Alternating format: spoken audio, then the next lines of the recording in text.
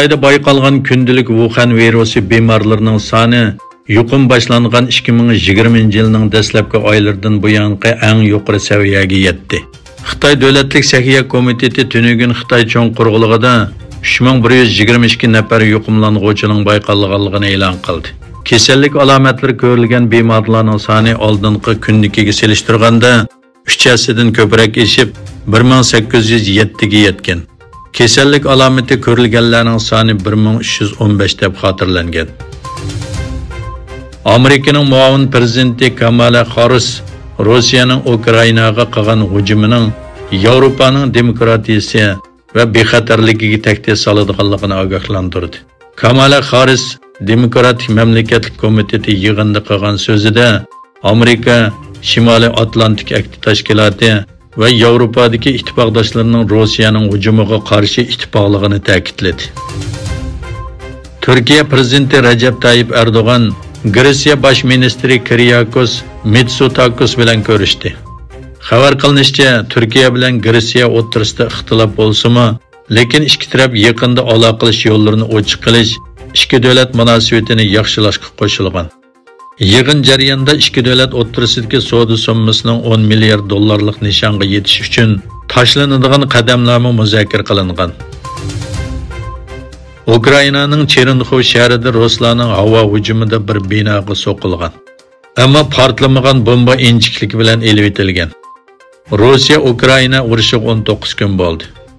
Rossiyaning hujumiga uchragan nurg'unlagan shahar markazlari xarobalikqa aylandi. Xitoy bilan Hindiston talash tortishidagi chegara liniyasi jiddiyligini pasaytirish uchun 22 oy davomlashgan suhbatda 2020 yili 6-oyda to'xtatish yuz bergan chegaraning bexatarligi va muqimligiga kafolatlik qilish uchun vaqtli kelishim hosil qildi. İki davlat armiyasi o'rtasidagi polk komandirlari saviyasidagi suhbatning 15-aylanmasi tunugi Molda Choshil chegara nuqtasining Hindiston tarafida o'tkazildi.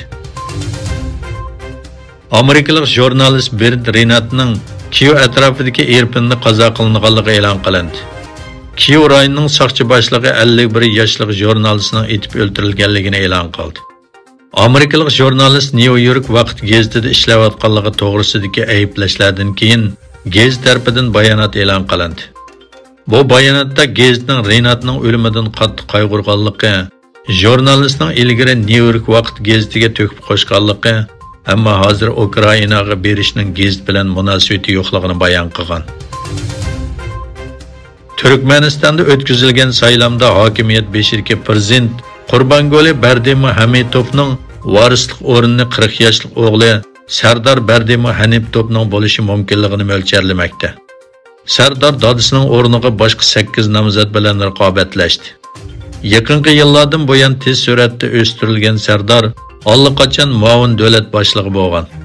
2006-yildan boshlab hokimiyat yurgizayotgan 64 yoshli prezident Qurbanguli Berdimuhamedov bir oy ilgari o'zining xizmatidan istifa berdiganligini e'lon qilgan edi.